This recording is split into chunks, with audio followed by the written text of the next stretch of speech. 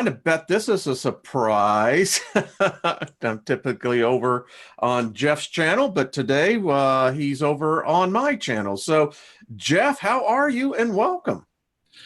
Hello, Wayne. It's an honor and a privilege to be with you. I know that we're usually on my channel, but I'm in YouTube timeout right now. And unfortunately, that's not the best thing in the world, but it's great to be able to be over here on your channel. And with your permission, I'll probably record this and load it up on my channel, if that's okay. Absolutely. Help yourself, my friend.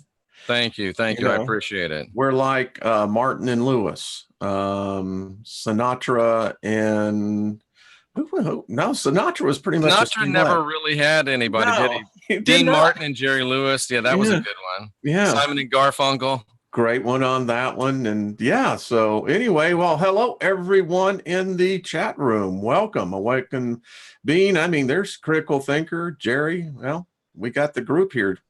And I'm going to try to go over here and let everybody know in my channel that I'm over here. So we'll put something up on my community and maybe we'll have some people join us, Wayne. Well, good. We'll just kind of ease into it. What is that? Gemma Church, good morning. How are you? Good to see you. Jason, hello. Sarah Kay, good morning. Russell, this is growing, I'm glad we're not serving coffee. Well, I've got mine. Yeah, I got mine, but I'm going to tell you what, we'd be some busy beavers on this one, We would, wouldn't we? Absolutely. And you remember the time that Andy Kaufman took out his whole audience for milk and cookies? Yes. Brought in buses and everything. We could have always done that, Wayne. We could have. Andy Kaufman. I mean, now I'm beginning to think back on the series Taxi. That was a well-written, well-acted series. I don't know, just my opinion. It really was. And the thing that really shocked me about Andy Kaufman was, believe it or not, he did one hell of an Elvis impersonation. Yes, he did, ladies and gentlemen. He was really good. Although I have to say you got a pretty good one yourself, so that isn't too bad. Well, I don't think I'm up to Andy Kaufman, but I appreciate that. But Wayne, I'm surprisingly good. I've been through some bumps and some bruises, and I've been through some things I didn't think I was going to go through. But you never know what kind of a person you are. You never know what kind of development you're having until you hit a bump in the road. And I thank goodness for friends like you and friends like Derek Bros, who left me with some real good advice. And it doesn't matter what happens to you. You can't change what comes at you, but you can change what comes from you. And let me just tell you, Wayne, a year ago, with what was coming at me, there would have been a whole lot of different stuff coming from me. I used to be the most nasty, caustic, sarcastic. Boy, if you got into a battle of words with me, you were going to feel like you were unarmed really quickly, because I was going to cut you three ways: deep, wide, and frequently. But I grew beyond that. And when things, people get upset and say things they don't mean. And I remember, you remember and know that there's many miraculous things that happened through that relationship. And Derek told me, don't say anything or do anything that you won't be able to forgive yourself for. And don't say or do anything that prevents miracles from happening. And I've seen miracles happen there. And I was able to, when the left cheek was smote, I was able to turn the right cheek and just bite my tongue and move on. And I know that I did all I could. And I know that I didn't do anything to prevent the father and mother from making miracles happen. And I know they do every day. So that's kind of where we are. So I'll pat myself on the back a little bit for not being as big a jerk as I used to be. Well, actually, as you were talking, my viewers were going through the Hermetic code and the 7 principles, and I got to look at those yet. Well, you were demonstrating 4 of them, and I'll tell you which one. Number one, yes, you were putting into actual motion the law of cause and effect. You were also doing what the initiate has to do before they can move on to become a teacher, and that is you're beginning to master the 3rd principle of vibration. You're also mastering the 4th principle of polarity. And what I mean by that is that you said it, we didn't talk about this, out of your own words, you said you made a choice mentally, you changed the vibration of what was happening to be more in rhythm with you. Right. Outstanding, my friend. Outstanding. It Well, I'm shows. 55 years old, Wayne. It's about time I learn a thing or two. Well, you know, no one likes to go through these kind of situations, but I do know this. Like every great athlete, they do time trials. They try themselves. They try I do. themselves, and that's what makes them, at the top. I look at Tiger Woods, and whatever people want to think about him on his moral side, this is not a question about this. This is a question about what an individual can do who's playing with basically a fused rib cage back and play at the level. It's remarkable what the body can do and It what the is mind can. remarkable. And Wayne, back in 1999, I had a 16-year marriage crumble around my feet. I was sitting in the ashes of a 16-year marriage and a ministry because I was a pastor at the time, and that just all went away at the same time. And the way I reacted then was to get really, really drunk, smoke lots of cigars, and consider jumping off a balcony. Well, fast forward now to where, like in the words of, I thought it was King David, but it wasn't David. I forgot who it was that said, "The thing I feared most has come upon me." Something I thought was forever, something I thought was meant to be, is now in ashes around my feet. But this time I didn't get drunk. This time I didn't smoke cigars. This time I didn't think about jumping off a balcony. I have been a little depressed because I've been eating some junk food and sleeping a lot, but I think that I've actually made some progress over the last 20 years. So that's pretty good. Well, it's physically, emotionally, and spiritually draining. It is. I was reading last night a new book, and it was talking about how we view ourselves. And many people have a difficulty because they think that they're viewing themselves in a singular reality. But yet we so frequently will use in describing ourselves two words, I and me, which are two distinct different parts of us. And I contend that when you're emotionally invested in a relationship, there is this huge what they call both electric and magnetic fluid of energies that Absolutely. you are dumping, and so is the other person. And yeah, Just had a crash out in my kitchen. I'm not sure what it was, but yeah. Well, I was going to say, I think my cat was involved. That's all. I was going to say, is the cat around? And Sandra actually said something to me the other day when we were having a good moment. She said she noticed that the Lord always says, "I am the Lord, I the Lord, me the Lord," and you just talked about I and me. And it's funny, and she equated it to being ego, but there may be something about him always saying, "I am the Lord thy God, I the Lord," blah blah blah.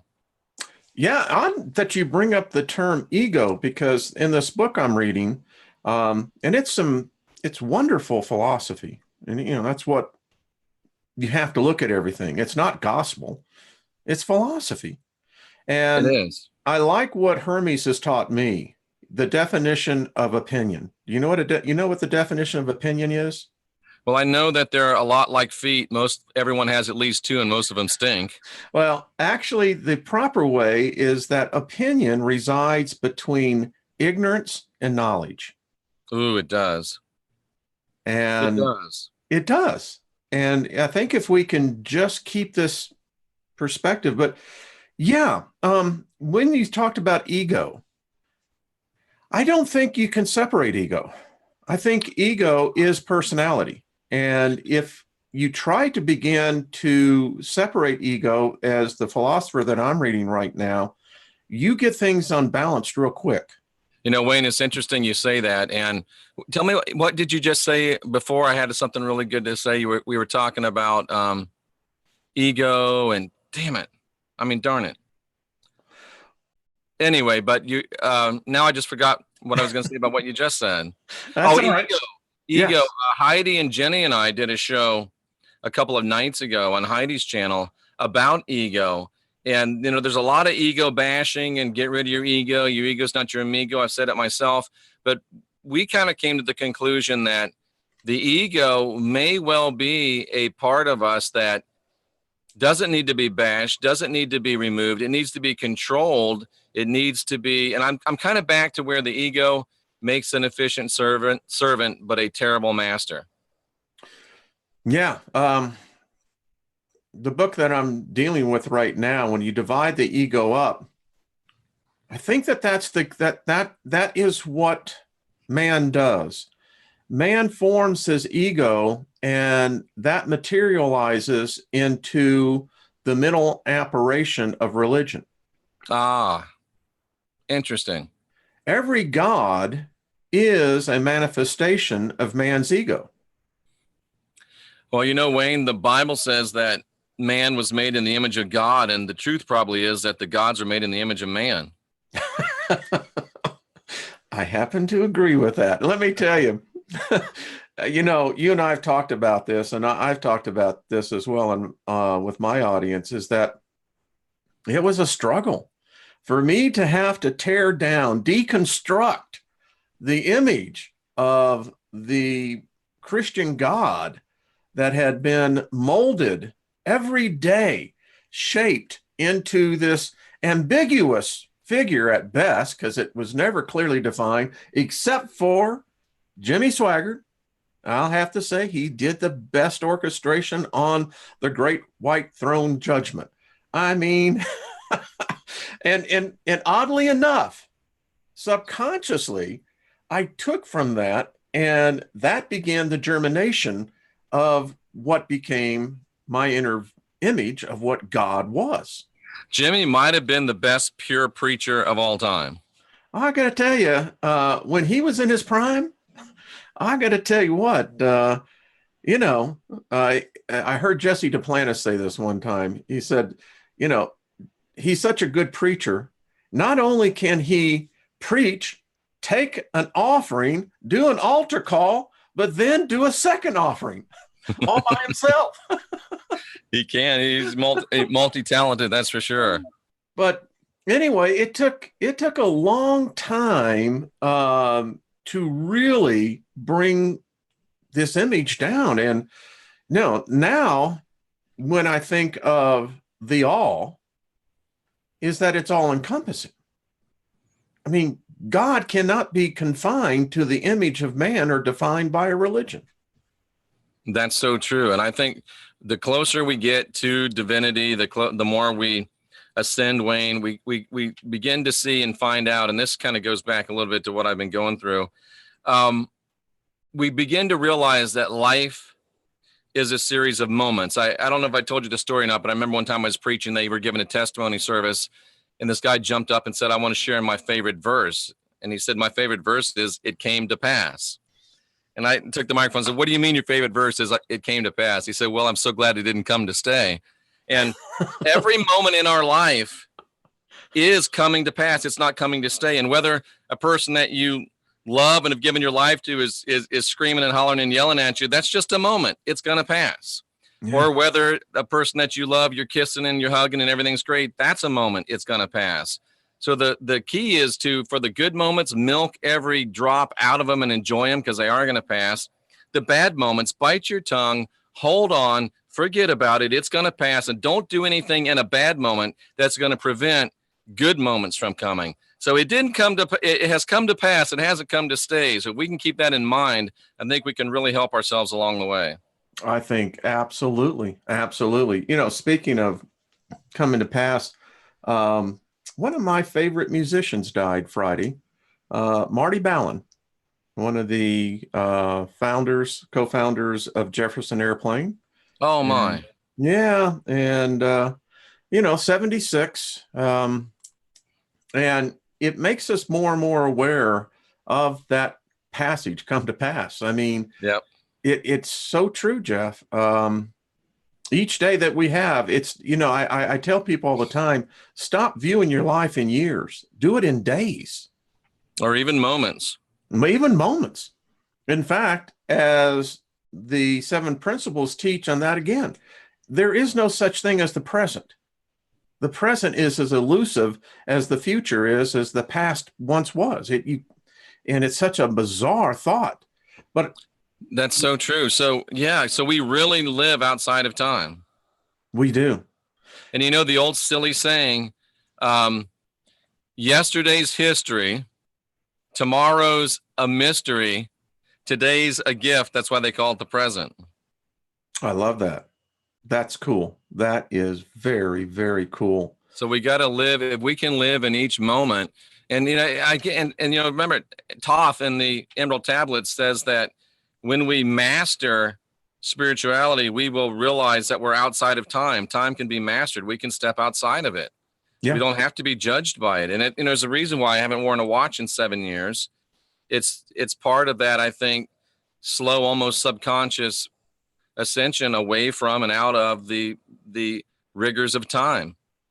I find myself, boy, Jeff, this is interesting where this is going, because I meditate a lot now, and I don't wear a watch either. You know, we do have the digital clocks, but when I meditate, I look now and I realize a second is only a second in this physical rock, not even in this physical plane. We don't know what time really is in this physical plane, because we are hypnotized, deluded, mesmerized, taught that that it is our life, and the afterlife is predicated upon a time perception here. You know, Wayne, time may be, is time the warden of the fear and guilt control matrix? I would say that it is the captor. Yes, I would definitely say. Is it the prison guard? I don't know how you ascend to the next level. You know, one of the things that I do know is that we never stop. Yeah.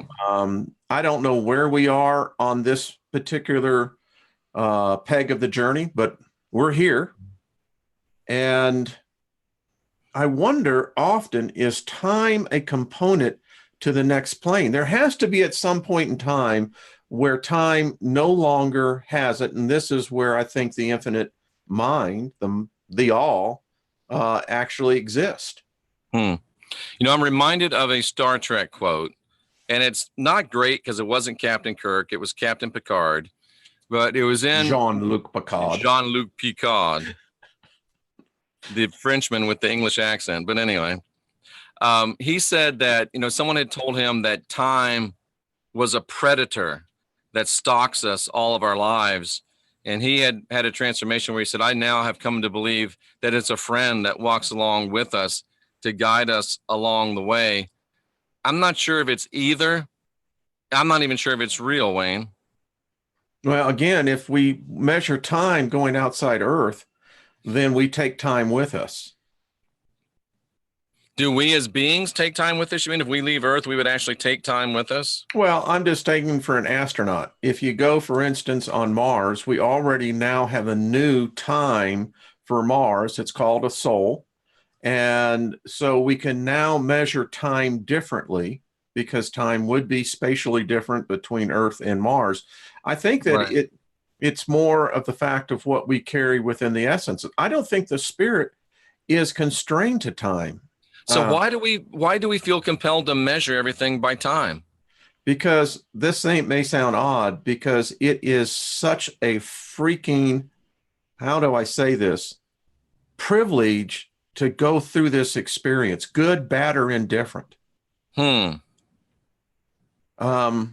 physical is unlike anything any spirit has ever encountered. And it's because that if you look at the spirit is not contained by time, space, or dimension. I've said people this many times. I look now within myself and I cannot find any boundaries. It's limitless. Wow, that's good. So that tells me something. It tells me something about the fact that I am experiencing this dimension of reality.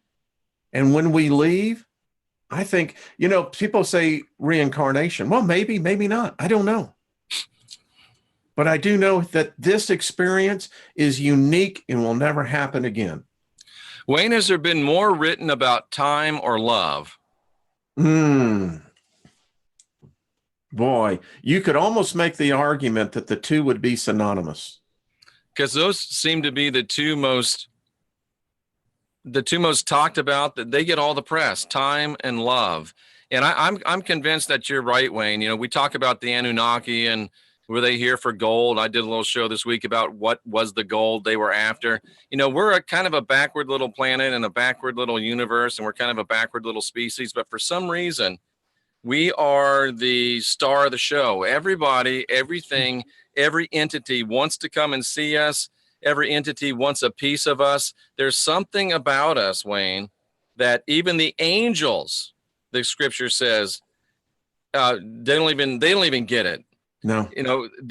There's something about us, and a lot of people want to think maybe it's just physical, adrenochrome, blood, gold. I think that it's more than that, Wayne. I think that for some reason, we are a species with a very unique and a very powerful potentiality. While you were talking, I was drawn back to the movie Legion, where Gabriel and Michael are in this conversation. Gabriel has broken away from God. Was it Legion or Prophecy? Well, Prophecy was the first one where Gabriel came, and it was played by Christopher Watkins. Right. This is the one that where Dennis Quaid is in the restaurant. Oh, I got to see this movie. I haven't seen this. Yeah, you have to see it. So I'll give you just some of the subtext. So Gabriel has started an all-out war, and it's picking up from the Prophecy, which, by the way, I thought the dialogue with Satan and the detective was probably one of the most poignant conversations a person could get a perspective on the trap of Christianity. That Prophecy was masterful. And you know the scene I'm talking about? I do. Yeah, where he said, there can only be one hell. Yeah. Two hells are too many. And tell me it wasn't just amazing how Christopher Walken would sit on those chairs. Exactly. But in the second one, so Michael is trying to reason with Gabriel. And Michael says, what is it that you want to be so focused on these monkey men? That's what he called us. Yep. And Gabriel said, but that's just it. He said, it's his monkey men. Yeah. Speaking of the God that they served. So yeah. Oh man, I mean, talk about going on that. That is so, those were some good movies. Well written. I don't know. I always marveled the angel lore they did in the first one was amazing. It was. It really was. Yeah. And it continues to be amazing to me. The more you wake up, the more you understand. Catherine says we need more cowbell.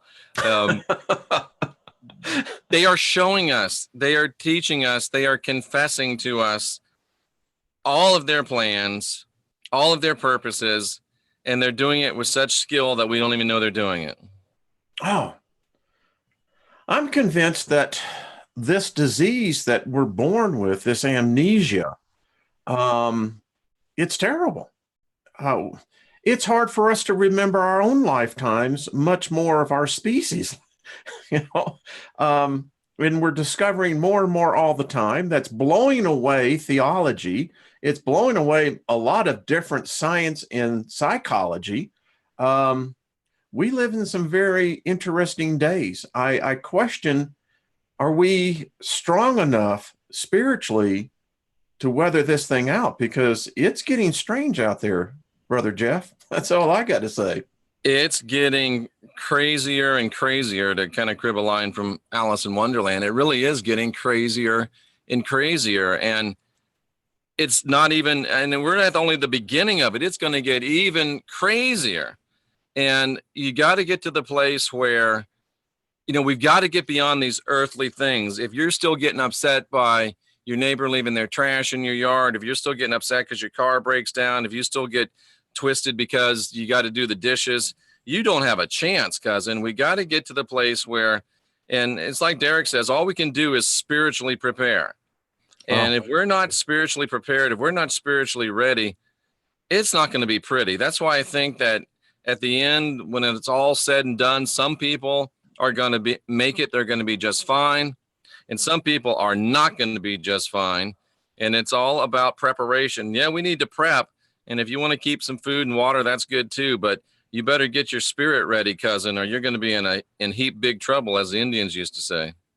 You know, my wife, And I know that's racist. It was a joke. I'm sorry. We watch live PD, and I told her, I said, this is an interesting social experiment.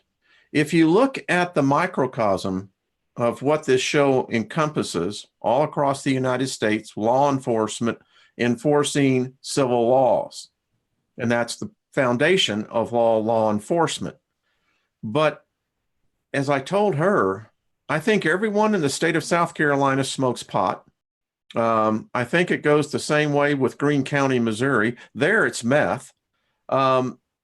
These cops that pull people over, and car after car after car, you find the same thing: meth. You find marijuana.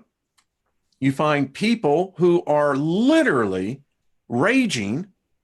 I mean, I've seen them pull guns, and this is live. And I was thinking this morning, when we come into this environment here, Jeff, that you and I have made, this is a sanctuary. This is safety. Because what's going on out there in the real world, most of the people, I can tell you, I haven't seen but one incident where every one of these people were asleep. Yeah. And Wayne, I think we have a very varied audience. We've got some young people, we've got some old people, and we've got some middle people, but we've got people that are partaking in the marijuanas, they're partaking in the meth, they're partaking in the ecstasy. And this just hit me the other day. You think about, I'm going to have a little X. It's going to be fun. It's going to be a nice party. I'm going to have a nice time. But what you don't understand is that taking ecstasy for even 6 months, not to even think about 6 years, but it can have long-lasting damage affecting your thought and your memory, damage to portions of the brain that control learning, sleep, and emotion. Your brain switchboard is torn apart, rewired backwards, degenerated nerve branches, depression, anxiety, memory loss, kidney failure, hemorrhaging through your bowels, psychosis, cardiovascular collapse, and convulsions. So is it really worth having a high one night, or is it really worth what you're doing? Think of the long-term effects. Remember, you can live moment by moment, but things that you do in moments can have long-term effects on you. So think about what you're doing to yourself. Well, I always look at this and step it back. Why is it that our species, almost from the get-go, have always sought to anesthetize ourselves? That's a great question. Why do we anesthetize that word to us? Why do we do that to ourselves? Why do we check out? It's very interesting, the story of Noah. What's the first thing he does when he gets off the ark? He plants a vineyard. Well, after he sacrifices some, after he offers up some sacrifice. Was it human sacrifice or animal? I don't know. But then he builds himself. Then he starts making a vineyard. And the first thing he did was make honey wine, because they had lots of honey. And I'm thinking to myself, well, these cats, they were dealing in the spirit realm way before it became taboo. Because, as I tell people all the time, you go into where they serve alcohol, the term, and it's not used very much these days, but the term, as you know, back in the 30s, it was a place where they sold spirits. Exactly. And each different type of alcohol has a different spirit attached to it. Well, if it be above as below and as below as above, then that tells me that when you do chemical compounds that would begin to affect the brain, and today in America, 9 out of 10 people are on some form of pharmaceutical. Then we carry it out to where, now I do take CBDs with the cannabis. It has helped in my fibromyalgia, and I did not like the drugs, specifically Lyrica in this case, that my doctor had prescribed, because all that drug does is, well, each effect is differently. But my point is that when you look as a species, I mean, it's almost where, Jeff, you can't go any place where there is not an alteration of the mental capacity in some form of one of another. If you need to have a drink to have a good time, why? If you need to have a drink to relax, why? If you need to smoke a bowl to have a good time, why? If you need to smoke a bowl to relax, why? Why do you need to have something outside of you to get to the place where you want to be inside of you? That would be my question for you. Now, I'm not against medicinal uses of marijuana. We're not even talking about that. I'm talking about recreational use of all types of intoxicants. Why do you feel you've got to use it to get to why can't you get yourself to a place without the use of that stuff? And don't you understand what it's doing to your body? Alcohol is a poison. It's silly. Don't use it. I'll bring a perspective on this I've been thinking about. Ever since I read how one interpretation of how our spirit is joined with our soul and pushed into these bodies, and the melding. I'll be right back, Wayne. Keep talking. The melding begins, and I think it really is the mind meld. So here's a thought. I think it may be a question that there's this battle inside. The spirit man is something I've heard about, but we never deal with it. And I think it's that when the spirit man becomes so much aware of the soul man, and that the soul man looks at the body man, I think that there is a revolt going on in the house. Just my take. And it's why our society is so wound tight. We find ourselves living in an artificial chaos. And I don't think many people know how to be quiet, Jeff. So that's kind of my take on it. What do y'all think there? I haven't actually seen in the chat room, but hello, everyone. Tim. Well, it's true. I think that it's the conflict I'm finding in myself is not a conflict anymore. I'm learning to distinguish the spirit man within me. And the goal for any initiate is the road that I have chosen here, the path, is before you can pass go, you have to control the soul man and allow the spirit man to begin to take dominance. And the problem is our spirit person, because it is neither male nor female, it's both. Our spirit is awakening. And I think that this is just my take on this, that the first moments of awakening is like birth. The spirit man is now remembering, and is remembering that it's encased in this situation with a body and with a soul. I contend that the spirit was before the soul. And because it's the soul that is the mental representation of thought.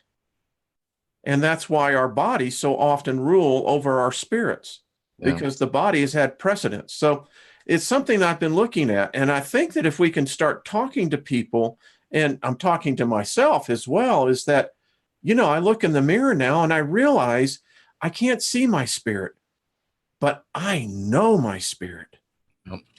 Oh, like Tracy said, how many people are thinking of the Blues Brothers right now? Oh, yeah.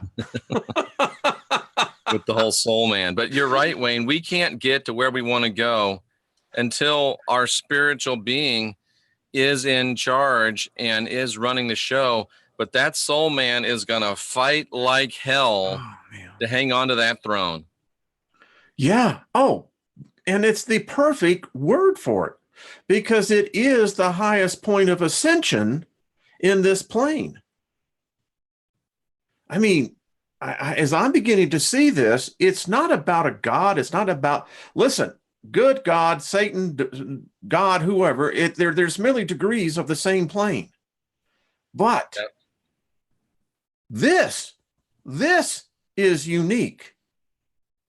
And I may have a small role in it as you do, Jeff, but we got a role. We do.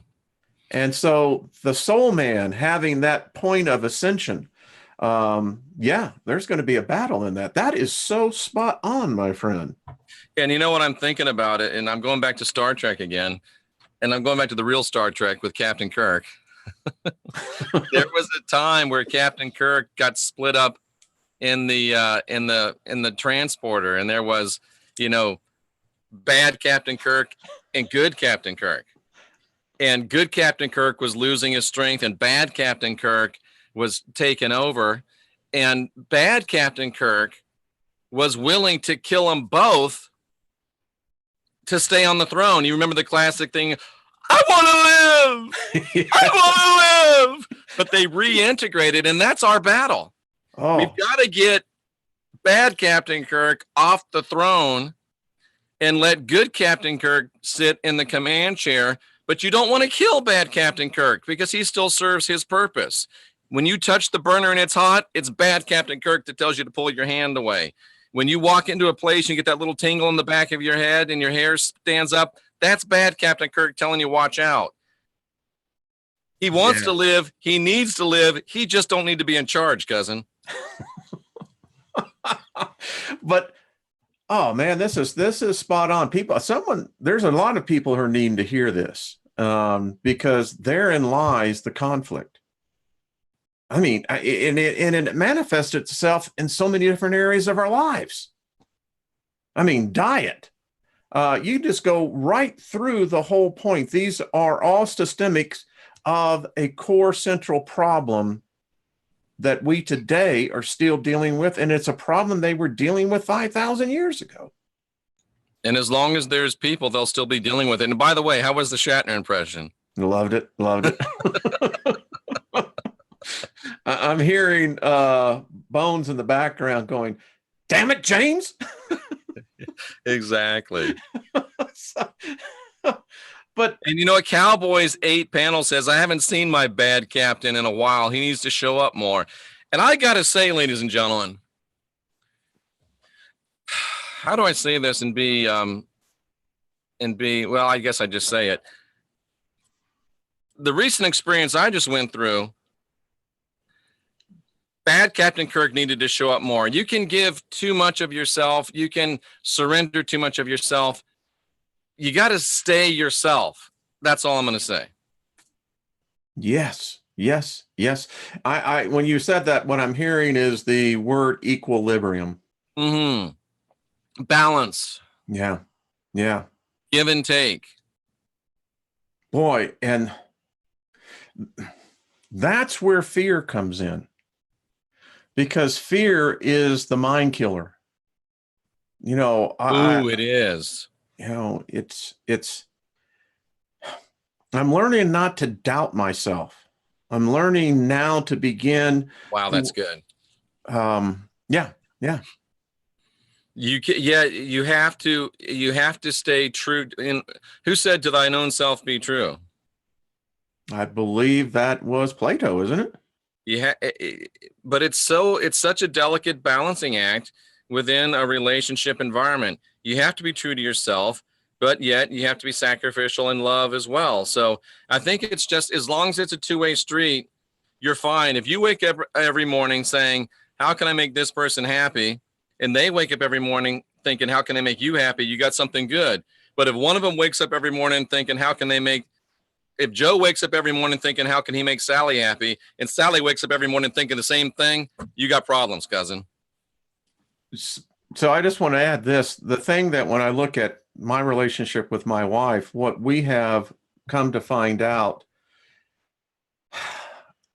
it's never happened except with this soul, is that we got into a rhythm and we flow in and out of each other. And it's beautiful. That is amazing. Yeah, it transcends, the physical, transcends the mental. It's where two people can be in a room, not speaking a word, but having a conversation. Absolutely. Yeah. And Andrew says it only takes one to make a commitment for a relationship. I have to respectfully disagree. and I just use a battery. You'd be using the analogy, you only need one pole. No, you have to have the opposite pole. Yeah, I agree. And by the way, I want to give a spin on the concept of positive and negative, particularly where a battery is concerned. What science has now discovered, it's not negative. They call it now the cathode, because what it more accurately is the feminine part of the current that in fact gives birth to the charge. Isn't that amazing? Isn't it though? So even Science. here we go, Wayne. It's an electrical world, isn't it? It's an Yes, it is. electrical universe. There's no doubt about it. Tesla was right. That's why he got shut down. Yep. Yep.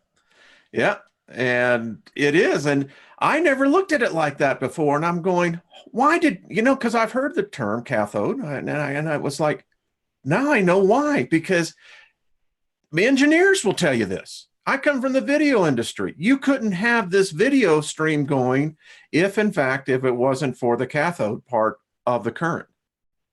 Let me ask you a question, Wayne. I don't really know about this, but this just came to me. Alternating current. Yes. Does the current have to be alternating in balance for it to work properly? Yes. And what happens if alternating current gets out of balance? You'll have what it's interesting to talk about this. So from my post-production days, I actually built a facility. You have dirty power coming in from the power companies. Dirty And power. that has spikes, and those spikes is what will tear your electronic equipment up, make it much more short-lived. And so what you have to do is put it through a balancer, and that's exactly what we call it, so that the current is always balanced. And so that we call that clean power. Wayne?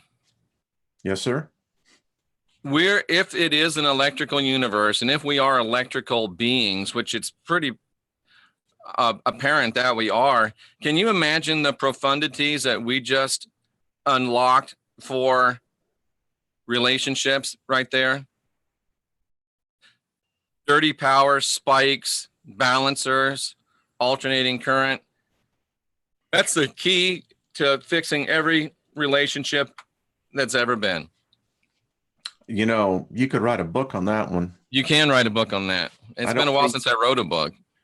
I don't think I've seen a book on that. Hadn't thought about it from that perspective, but we are electrical beings. The Electric Love. How's that for a title? Ooh, I like that.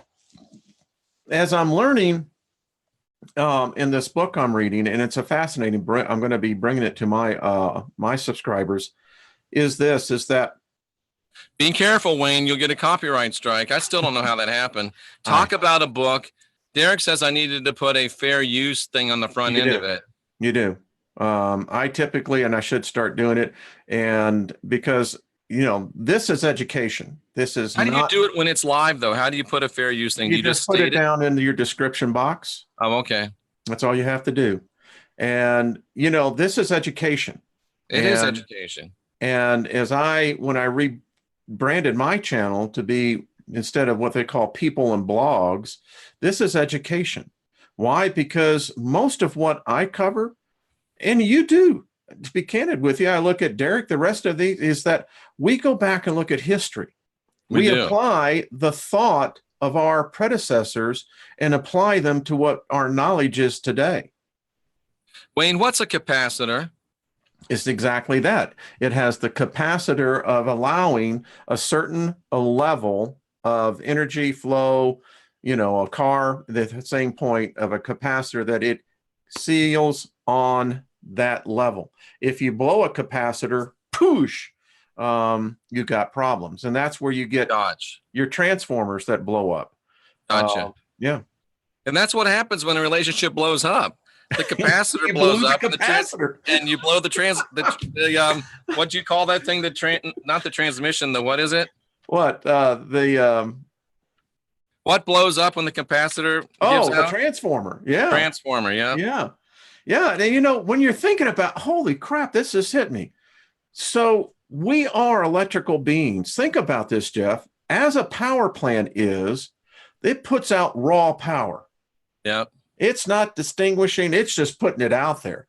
And before we can even begin to touch it, to make use of it, it has to be stepped down. And each point that it's being stepped down, it's being refined.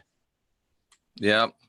So you go into a relationship with raw energy, raw power, it's going to be, Blade Runner all over. You're going to burn twice as bright, twice as fast, and twice as quick.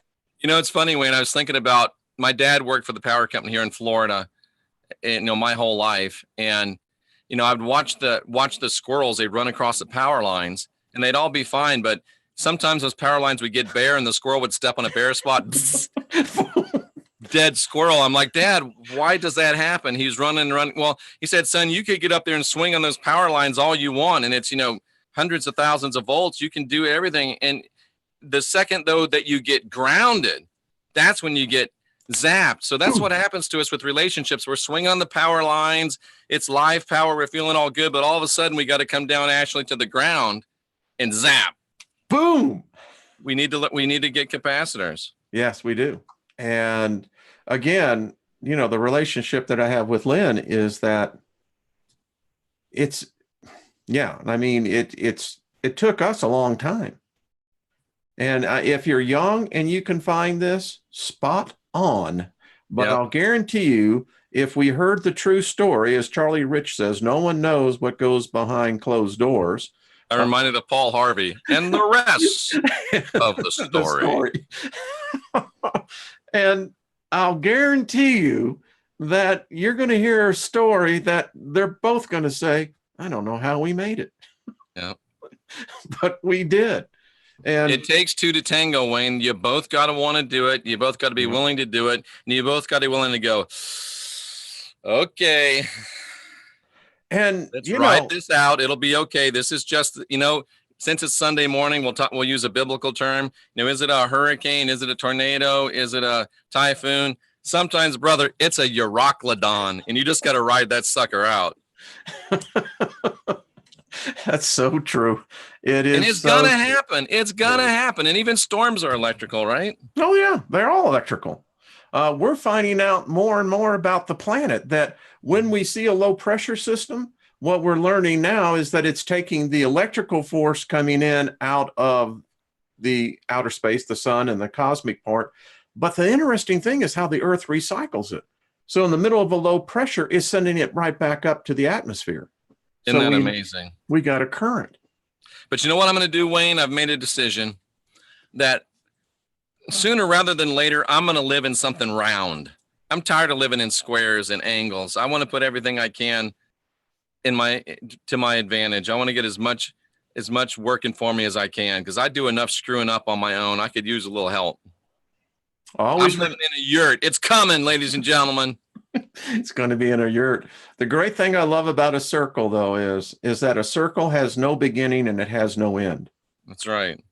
And, I challenge myself. And you'll never get stuck in a corner, will you? Yeah. Let the light shine. The light's going to disaffect it. And I can't wait to do it. I'm going to do it. Yeah. Wow, this is cool. You got to. Now, are you saying right there in Florida? Are you talking literally? No, I'm talking literally. I don't know where it's going to be, but I'm talking literally. I'm going to live in something round. I've always wanted to live in a yurt, for about the past 5 years. And I'm going to do it. I'm not talking about a tent, ladies and gentlemen. And I'm talking yurt. Like a yurt, something that you build. But I mean, you can get the Mac Daddy yurt. I mean, the best yurt for, maybe 40 grand and build that thing. So, and that's living uptown, Wayne. Yes, it is. I know people that live off the grid. There's shows out there. They've got these yurts that do up in Alaska just fine. Thank you. Exactly. I even thought about living in a teepee, Wayne. Actually, I think that'd be kind of, airy. Yeah, I It think would be, you could actually literally do it. There's foundations and platforms and you can really, I mean, the Native Americans, they lived in teepees out on the plains in the winter. let me tell you something. The downloads I'm getting. So I woke up this morning about 4:30 thinking of the four elements: fire, air, water, earth. Yep. And when you just brought up the teepee, it suddenly hit me. The Indians were merging all four of the elements in their environment. Oh, wow. They were, weren't they? They were. Wayne, the one thing that I always had this vision, and it's coming back to me, and I gave it up. I don't know why I gave it up, but my son and I used to talk about it. We used to call it the NCK tribe, for new cosmic knowledge. Imagine a piece of land somewhere with maybe 6 or 8 or 10 teepees on it, or little yurts, and a central building, and maybe a little place where you could cook and eat, and people could come out there for little or no cost. They could stay in a teepee, and they could get spiritual counseling, and you could do spiritual seminars, and you could have spiritual interaction, and you could grow and learn. And maybe some people decide they want to live there. I don't know, but that has always been a vision for me. And all it takes is money. And there's plenty of money out there. There's a good scripture in that book that says the wealth of the Sinners wicked laid up for the righteous. is laid up for the righteous. Yeah. And you know what? I think that's a good vision, and I want to try to bring that alive some way, somehow. It's odd that we're talking about this, because this morning, that's what I was meditating on. In order to advance, you have to begin to learn, and this is what I was learning last night, is that within the four elements, each element has both the electrical and the magnetic. And within the earth, because the earth is a combination of the other three elements, is that it also generates an electromagnetic element. So that becomes an addition. That those who can begin to master the four elements, and within the elements, the electrical and magnetic as well, that's how you begin to advance on to the next grade, I guess. This is very good, Jeff. This, with the proper instruction and the proper teaching, people could really become, this could be a cleansing. Absolutely, it could be a cleansing. It really could. There's no doubt about it. And, getting out there and, just getting into nature and just being, off the critical thinkers thinking hammocks. Hammocks would work, wouldn't they? They would. I mean, in fact, you could apply the polarity rule on that. Oh boy, I left all my furniture in Fort Lauderdale, and I've been sleeping on a futon, and boy, that's not great on my 55-year-old back. Just let me say that. Now you know why you only need those chakras straight, brother. You need the spine as well. Oh my, I tell you. But you know what? You got to do the right thing, and even though my back is killing me, I feel better knowing I did the right thing, right? Hey, listen, no good deed goes unrewarded. You know what the world says: no good deed goes unpunished. Yeah, well, again, the world's crazy. Why would you say that? I have been. You don't want people to do good deeds. Yeah, that's it. I keep telling people the sin that you're going to be weighed on is, how did you learn to love yourself when you figured it out? Are you cursing yourself? Are you always putting yourself down? Or are you always building yourself up? Yeah. I love what Sammy Davis says. I love you, baby. Yeah, he's passed, right? Yeah. Many, many years ago. That's too bad. But Wayne, the master said, love your neighbor as you love yourself. Yeah. And I always thought, well, why didn't he talk about how we love ourselves? And this just hit me. If you really love your neighbor and care for your neighbor and treat your neighbor right, you'll automatically start loving yourself. I used to think you've got to love yourself first before you love your neighbor. Is that true? Or does loving your neighbor help teach you how to love yourself? Do you have to love yourself first before you love your neighbor? Or did he say it for a reason? Because if you love your neighbor and do the right thing and act in love, that it will create and show you how to love yourself. What do you think, Wayne? As you were saying this, the exact thought I heard, most people don't know how to love themselves. They don't. Is that because they've never really loved their neighbor? I don't think that's because they ever loved themselves. How many of us have grown up, and I'll just use myself. I didn't have the love of a parents. Right. It was devoid in there. But it's a very long, arduous road to find out what love is. I mean, for many years in my life, I equated love with sex. It was how sexually gratified could I be to the other person that measured my feeling of what love was. Yeah, people can say, well, that's kind of debased. Well, be honest with it. I know you did the same thing. But it is an imitation. It is. And it takes, and you go through so many failed relationships because you don't realize that you're in this cycle. And at some point in time, for myself, it took nearly almost 2 decades of being by myself, completely learning what myself was. And something, when I made that breakthrough, guess who came into my life? Yeah, how about that? How about that? The universe does provide. The universe does provide. And you know what? You gotta, my dad, well, anyway, we're not going to go that way. You're right, Wayne. I agree with you. Well, the other thing is that I've been keeping a log here, and I've been doing the speaking the favor blessing over my life every time I get in front of the mirror. Oh, I got to ask you a quick question before we end. Yes, sir. What's that? Go ahead. No, go ahead. I just was reminding myself. Okay. And the point is that you have to basically reprogram. What I'm learning is my spirit man is ready and able to come to the aid of myself, my soul, and my body. It's just that I got to convince the other two that the third guy isn't the fifth wheel. It's really what balances the stool out. Yeah, that's true, isn't it? Yeah. So Wayne, let me ask you one question in closing, and it relates to me, but I'm not the only person that's ever been in a relationship, and I didn't have a bad dad. That's not where I was going. But you know a lot about the relationship I just came through, and you know that there was at least 2 flat out, absolutely, probably 3 flat out, absolutely, without a doubt, miraculous things that occurred. Am I right or wrong? You be spot on. I mean, amazingly miraculous, just plain flat out miracles. So how do you look at something that produced at least 3 miraculous things and it falls apart? How do you deal with that? What's a takeaway from that? Because this is what I was just told to tell you. The pen is still writing. Ooh.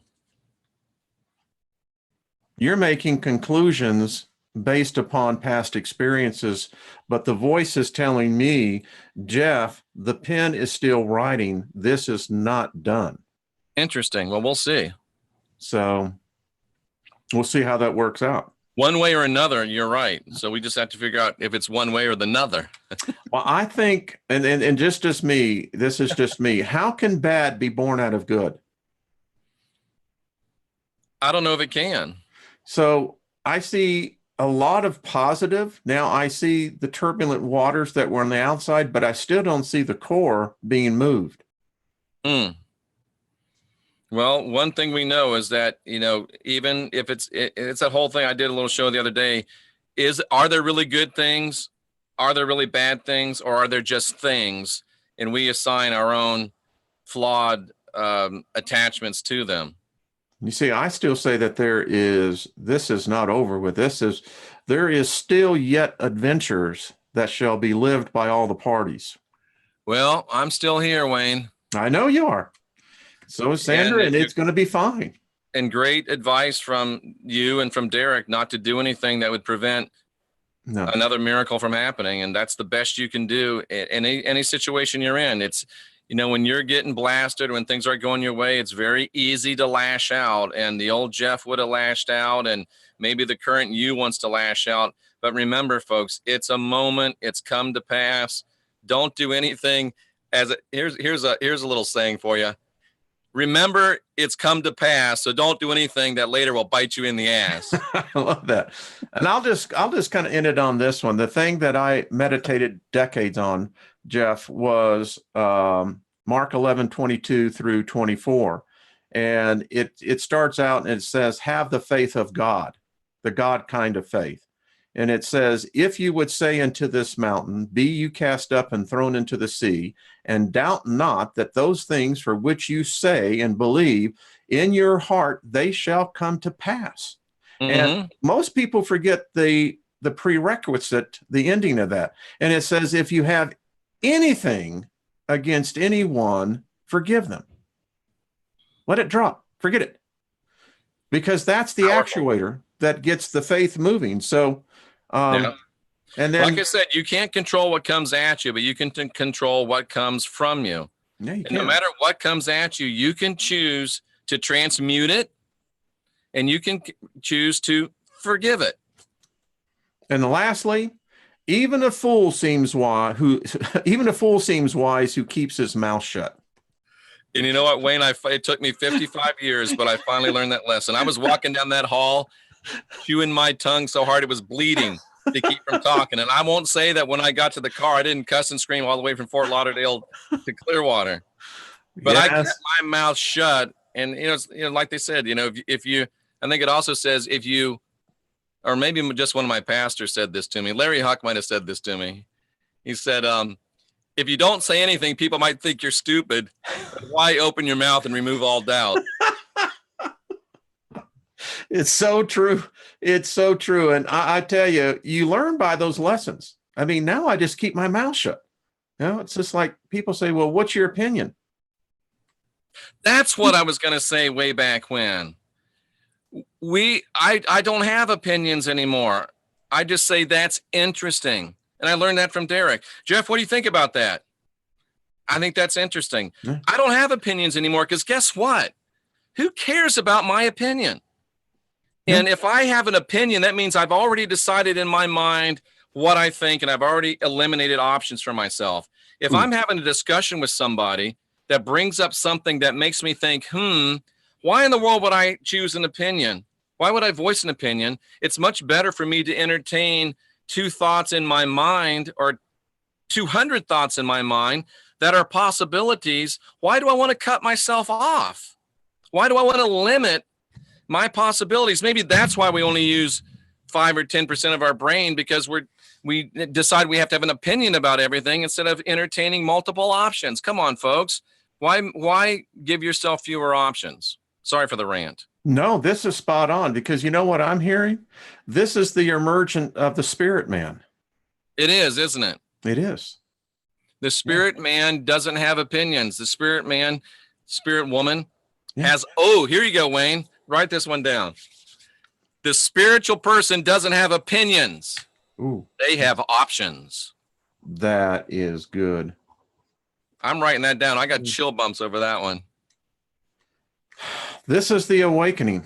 I literally got goosebumps right now. Wow. This is it, folks. I mean, this is what we're witnessing. And I'll tell you what, we may do it one small group at a time, Jeff, but the message is being unified. The message is beginning to become harmonious.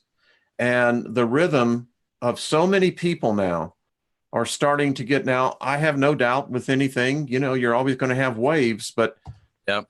I really, my spirit man says to me, go for it, dude. Yep. Yeah. You can have opinions or you can have options. Yeah. You choose. Just think about it. As soon as you state an opinion, you've removed other options. And the fact is that, isn't it odd? Opinion is OPI and options is OPT. It's just very interesting. They're both starting from the originating point, but 2 distinct different directions. Isn't that interesting? And you know what? I am not smart enough to have opinions on anything. That's I don't know profound. enough. Wow. All right. Captain Far out. Obvious over here. Well, I don't Wayne, it's know. been good. Hey, this has been, Jeff, it's always a delight. You know, it's what I look forward to. And, you know, I know by what people write, and I know they write you, people look forward to this program every Sunday. So They do. And I do. I do too as well. I learn and I laugh and I'm challenged. And I think that that's what it should be. Wayne, I still think with all those sticky notes over there, if you looked at that and analyzed it, there's a Steiger code over there that has the answers to all the secrets of the universe. It's all right there, folks. And as you can see, I am eliminating things on the whiteboard because I'm getting questions answered. And whatever happened to the NASA magnet I sent you? it's right over here. Oh, okay. It's right over here. Yeah.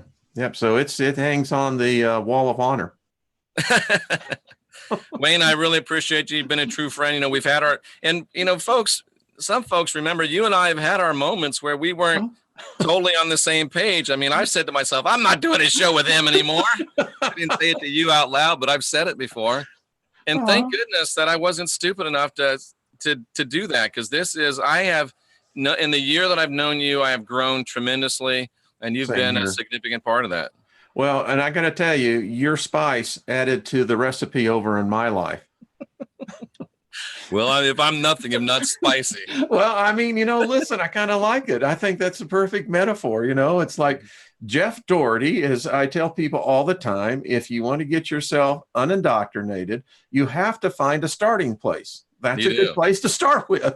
And then you can begin to graduate. I mean, no one puts a 5-year-old in the class with a senior. That's true. And I am perfectly aware that I'm a one-trick pony, and I'm okay with that. No, because you are a key. And you can't get into the hall unless you have the key to the door. Isn't that the truth? It's true. Well, thank you, brother. I love you and I appreciate you. Thank everyone in here. We've had a full crowd. Thanks to all the moderators, everyone. Listen, we'll either be here next week or over on Jeff's channel. Either way, we shall be here with, Jeff, if everything goes according to the great celestial plan. Wayne, do you remember the stupid thing we used to say to each other in church? See you here, there, or in the air?